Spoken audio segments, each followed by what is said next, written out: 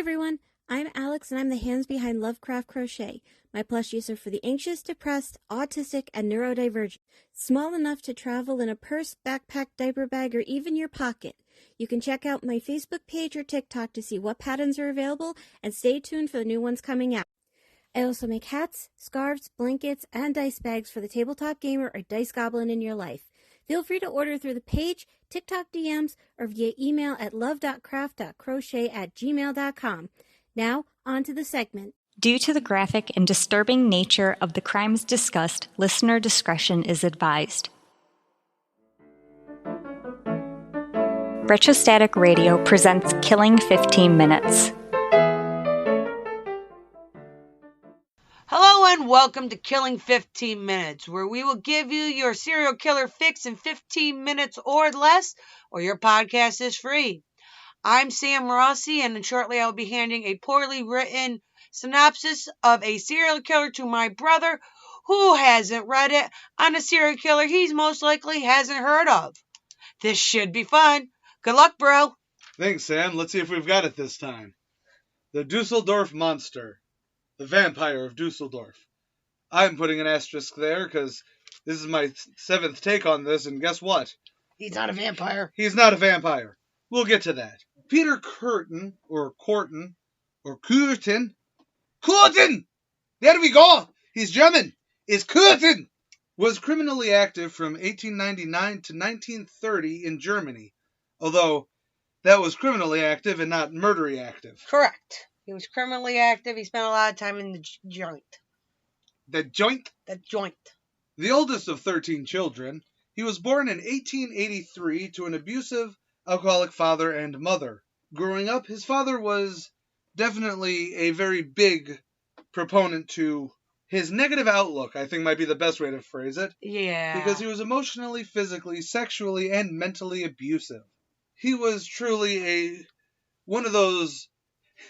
he was a stereotype of what's a terribly abusive dad. Yes, I agree. When Kurten was 4, he tried to drown a playmate. At 8, he befriended the local dog catcher, who enjoyed torturing and killing the animals he caught, which again really helps solidify a nature versus nurture kind of a scenario with Kurten. This was the beginning of and this really started Kurten befriending petty criminals. Kurten then claimed, later on, Kurten would actually claim that he made his first kill at 9 years old with the double drownings of his schoolmates. However, police at the time ruled these deaths an accident.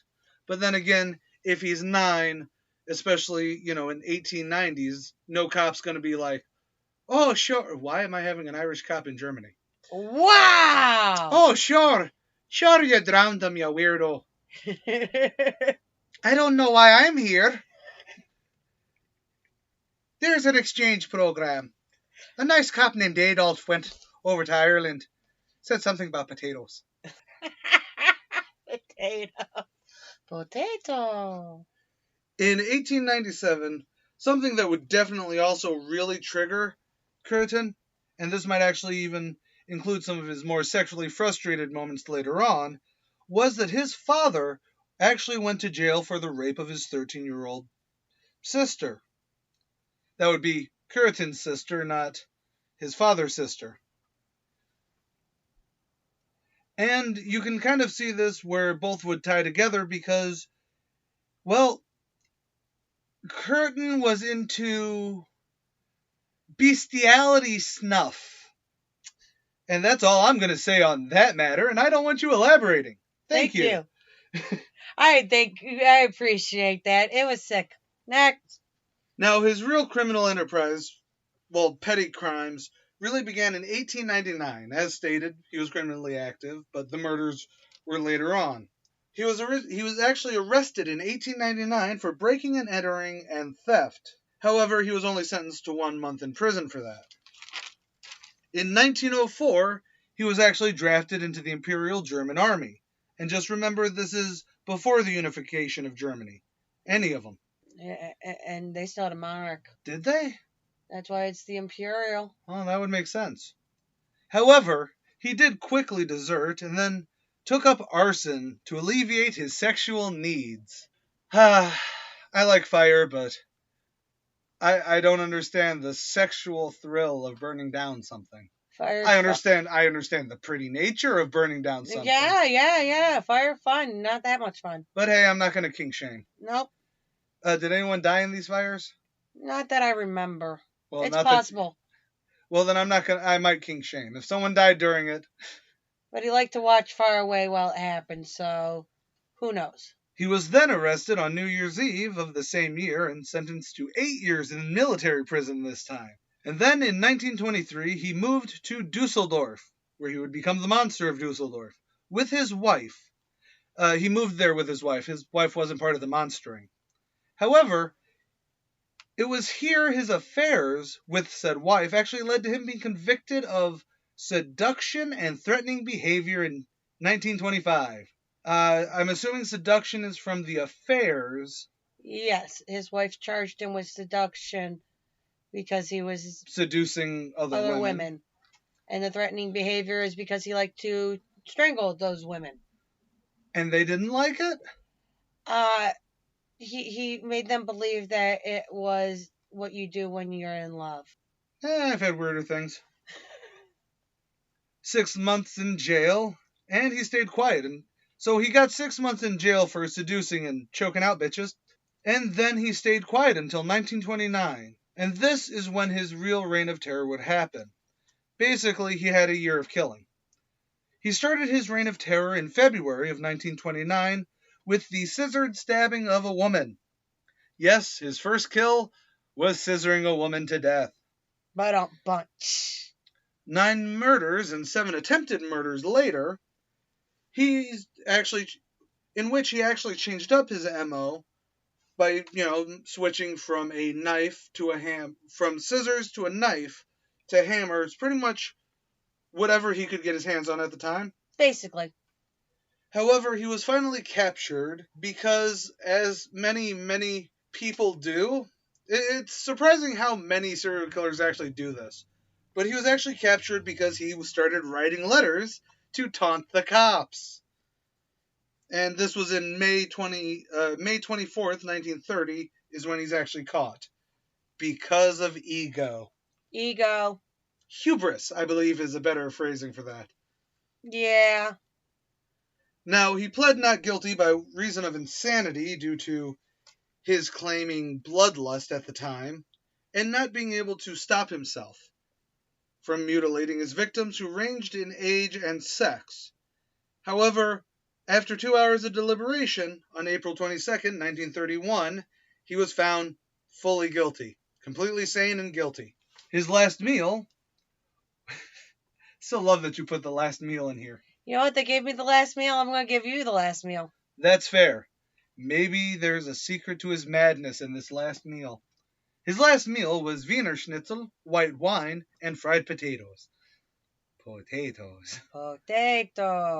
He also did have 2 helpings, and then his last word was no, which I assume is, hey, would you like a third serving? No. No. And on July 2nd, 1931, his head was removed from his body. That same head, though, was later sent to the Ripley's Believe It or Not Museum in Wisconsin, Wisconsin. That's actually a really fun fact. Think it's still there? I would assume so. Actually got to look and see what's still in the Ripley's Believe It or Not Museum. True. Because that's its own really neat curiosity cabinet. It is. The Dusseldorf Monster was sick. He was sick. He enjoyed mutilating his victims, but there's not enough facts for him to be a vampire. Now, we do think that he got off on murder, but not the blood. And I think that's actually a really good point to make.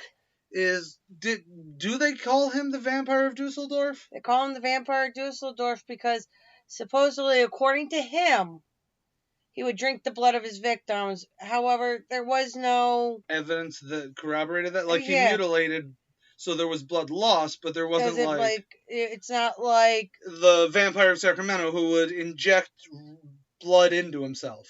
Yeah, and eat his victims. Yeah, it was one of those major things where it's like... Where there was enough evidence to show that he was vampiric. There's not enough evidence of the Dusseldorf monster being... Now, I actually want to ask you this question, Sissy. How much of this do you think was mental health versus nature versus nurture? Like I brought up wicked early. I think he was a product of his environment. I do, because the dad being an abusive son of a gun would easily give him a lack of empathy towards other people. Right, and he was, I think, 14, 15 when his father went away. So it's 15 years of abuse that he witnessed on top of everything. And just because his dad went away, after so long, because of the rape of his 13-year-old daughter, that doesn't mean that it wasn't happening before. Right. And with the way his father acted, it could have easily been, maybe he did feel that the threatening behavior he had with the mistresses was love. Was connected to love. Yep. Hey, I like you. Clearly, I have to strangle you. I know many women who are like that. Weird. Well, who like being strangled, not... I understood what you meant. But it's one of those things that... Dude had massive daddy issues. And then having a friend being the dog catcher... Who would show him an outlet. Who would normalize...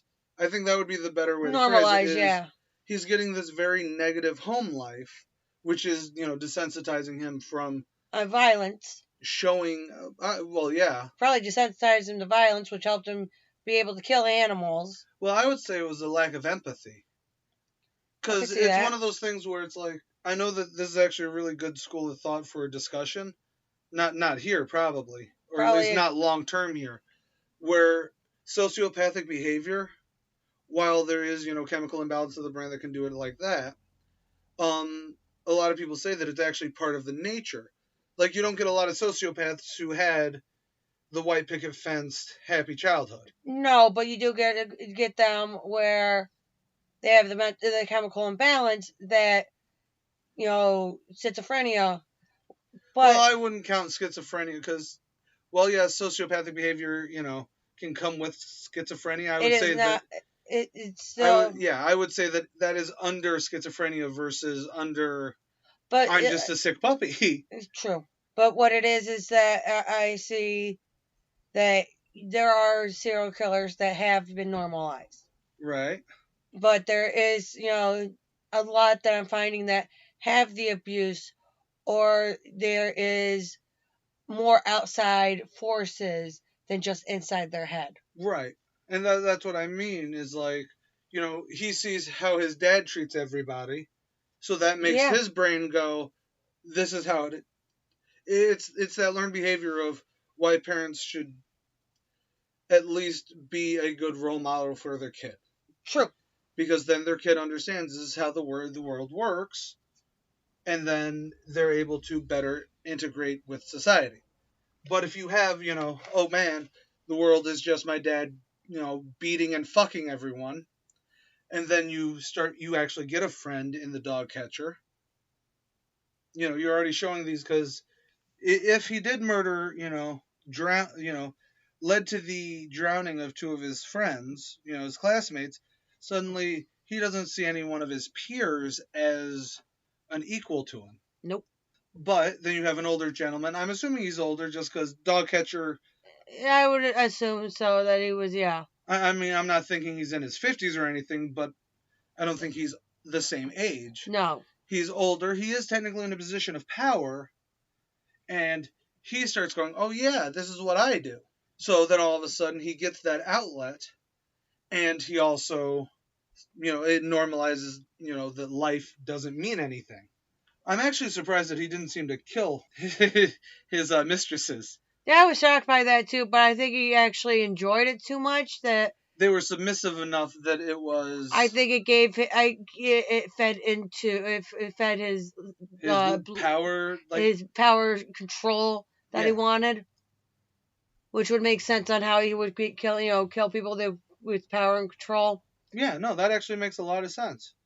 So, any finalized things you'd like to say about the Monster of Dusseldorf? No, he was just a sick puppy. Well, next week we'll actually do a real vampire. Yes, we will find you a real vampire, brother. I'm AJ Carey. And I'm Sam Rossi. We have no final sign-off here, so... Later, guys. Deuces. Killing 15 Minutes is hosted by Arthur Carey, with scripts written and researched by Sam Rossi. If you like this episode or want to stay updated on this series, consider following Killing 15 Minutes on Patreon or Retrostatic Radio on all major social media platforms. Good night and God bless. You're watching Retrostatic Radio. Wheel of Random is turn, turn, turn. Tell us the 15 minutes we shall learn. I'm Sam Rossi, writer and co-host of Randomly 15 Minutes, where the Wheel of Randomness gives me the topic and I write about it. I'm Megan Klodnicki, and I'm the host of Randomly 15 Minutes. I cold read what Sam writes and learn in real time about a random topic. You can find us on all major podcast platforms and YouTube. Follow us on Facebook at Randomly 15 Minutes to get more random facts.